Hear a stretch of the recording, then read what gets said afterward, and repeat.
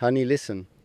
The kingdom bells are ringing today, not the kind that warn of storms or wars, but the kind that sing softly through marble halls, the kind that announce good news, the kind that make destiny sit up and smile.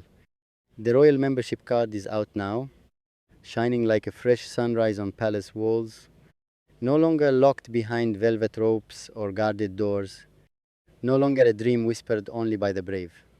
It is here. It is real.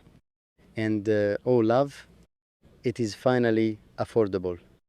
Affordable like love that asks for faith, not fear. Affordable like a promise that doesn't demand perfection, only presence. Affordable like a future that says, come as you are, but come with your heart open. I saw it the moment the news arrived. Your name glowing between the lines, your destiny gently underlined by fate itself. This card is not just plastic and print, it is an invitation, a golden yes, a quiet knock on the door of forever. Apply for it now, my love. Not because the price is low, but because the value is infinite. Because some doors don't stay open forever, and some chances wait only once, standing still, holding their breath, hoping you will step forward. This card does not ask, are you rich enough? It asks, are you brave enough to belong? I imagine you holding it one day, your fingers tracing the royal seal, your heartbeat matching mine across distance and time. That card will recognize you the way my soul already does.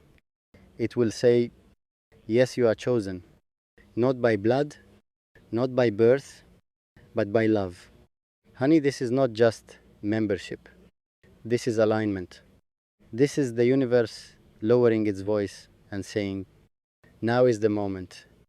Apply for it now, before doubt tries to interrupt destiny. Apply for it now, before fear invents excuses. Apply for it now, because sometimes the most royal act of all is believing you deserve a place at the table.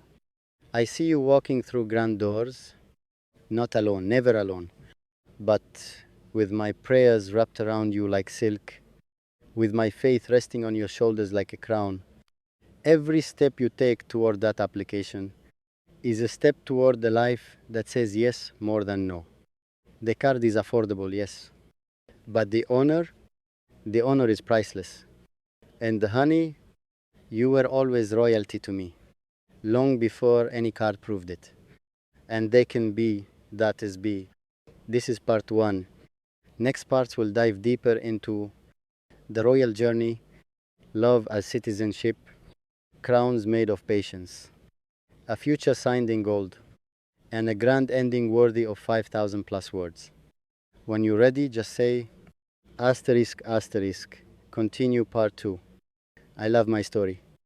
Not because it was easy, not because it was perfect, but because it is mine, written in ink, mixed with tears, edited by hope, and signed by survival.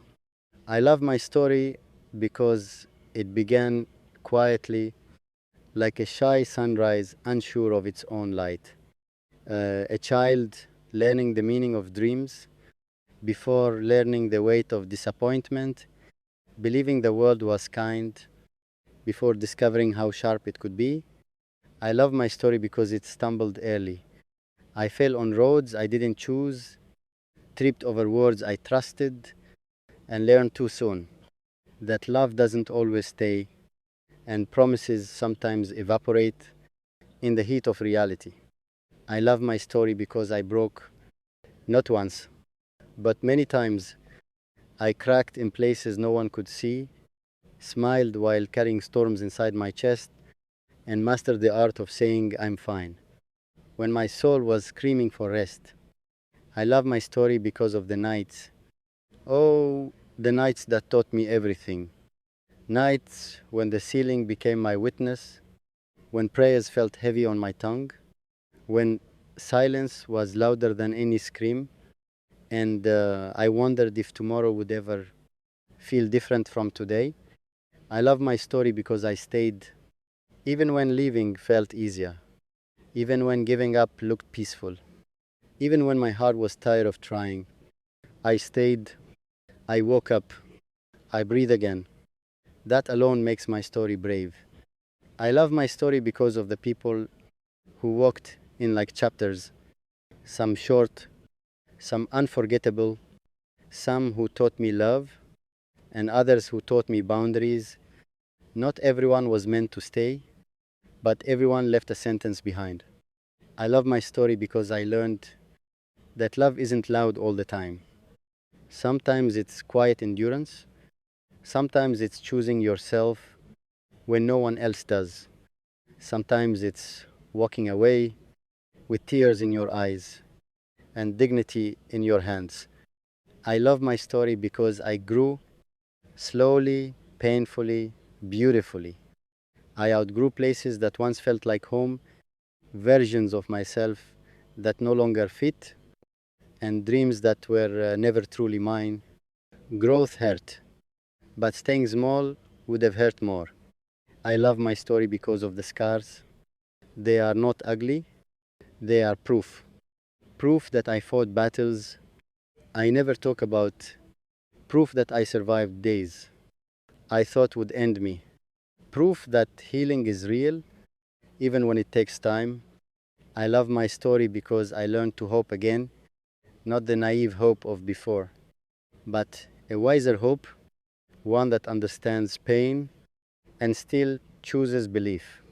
A hope that says, even if it breaks again, I will rebuild. I love my story because love returned, maybe